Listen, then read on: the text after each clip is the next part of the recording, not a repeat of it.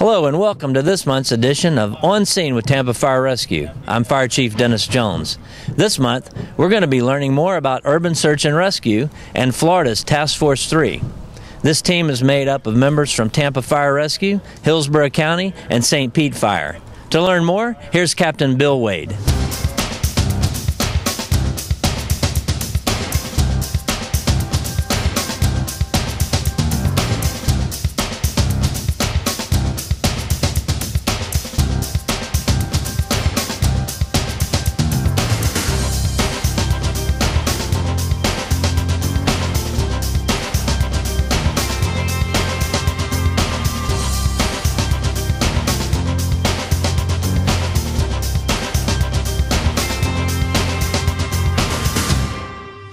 Thanks, Chief. We're out here with Florida Task Force 3. As you know, that's composed of firefighters from Tampa, Hillsborough County, and St. Petersburg. These firefighters are here today learning urban search and rescue techniques. We're going to talk to some of the instructors, talk to some of the students, and find out what they're learning here today. The first thing we wanted to know about is what an urban search and rescue team does. I asked Captain Clint Roberts to give us a brief overview of the USAR team. Urban search and rescue is something that was basically adapted after the Oklahoma bombing. They realized that there was a need to get teams inside to deal with things that may happen in the urban environment. Building collapses, Hurricane Andrew came through, did a lot of damage, and they realized they needed specialty teams that could handle those things outside of the normal firefighting that we do. So the development of the urban search and rescue teams came along. The task force itself is actually three agencies that come together, which is the City of St. Petersburg, the City of Tampa, and Hillsborough County.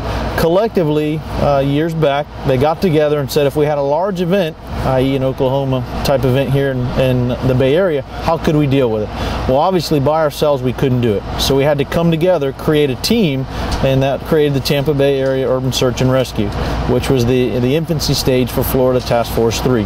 So after some state funding, some federal funding now coming in, we've created Florida Task Force 3.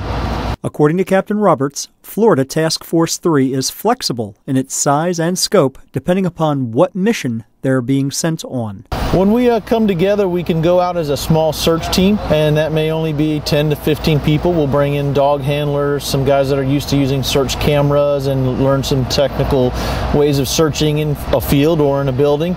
Or if it's a full-blown incident where we know that we've got a large structure, we can pull out with a Type 1 team, which is full complement of everything. We're self-sufficient for up to 10 days. We feed ourselves, we shower, we're left alone, we create no inconvenience on the people that we help, and that's part of our role. And we're able to roll out with probably about 90 people when we get on the road. Urban search and rescue teams, sometimes called USAR, are highly trained and well-equipped rescuers. Florida Task Force 3, the local Tampa Bay USAR team we are watching train today, is fortunate to have many competent instructors guiding their practice. One of those instructors, Captain Alan Rossetti, tells us about the training and accreditation process.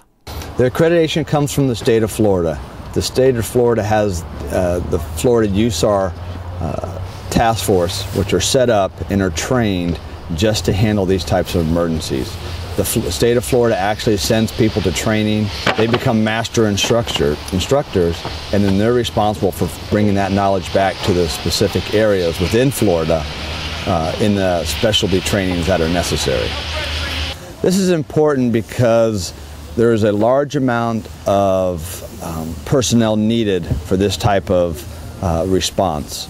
The team itself consists of over 200 members throughout the three departments, and so training is of vital importance. It's not something that we do response-wise every single day, and so because there's so many different specialties encompassed into this USAR training to become a rescue specialist, that you must constantly be training.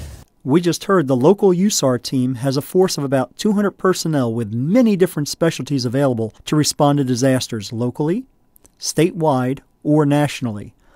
I asked Captain Clint Roberts, when the team rolls out to a disaster site, what types of expertise is on board. When we leave, we actually bring with us doctors. We bring specialized medics that are trained in crush syndrome. In case the building's on you, we have to treat you in a certain way. They're specially trained, specialized equipment.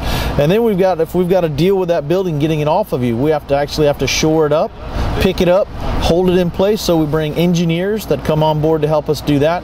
The gentleman that you see behind me doing some work on collapse. How do we get that building up and off of you in case there is a collapse? They have to be able to figure out how much it weighs, so we create rescue specialists. There's guys that come in with the search dogs. There's guys that come in with the search cameras, special listening devices. We actually bring in small helicopters, small robots. So all those little areas create specialties that we have to keep our guys trained on a regular basis. As we watched the team members training, I asked Captain Rossetti if the Tampa Bay Urban Search and Rescue Team had ever put their skills to use at an actual disaster site. It's been deployed to multiple hurricane responses. Probably our largest response was to Biloxi during Katrina. This team responded to that area. Officially, we were the first team to actually have a live rescue, and at in Biloxi, and with that, we were able to accomplish quite a bit of good rescues and good work. The ladies and gentlemen that are taking this class are the engine drivers, truck drivers, might work on rescue trucks back at their local fire department. And so this is something that they've decided to expand their knowledge and expand what they do to be able to help people and help in a natural disaster.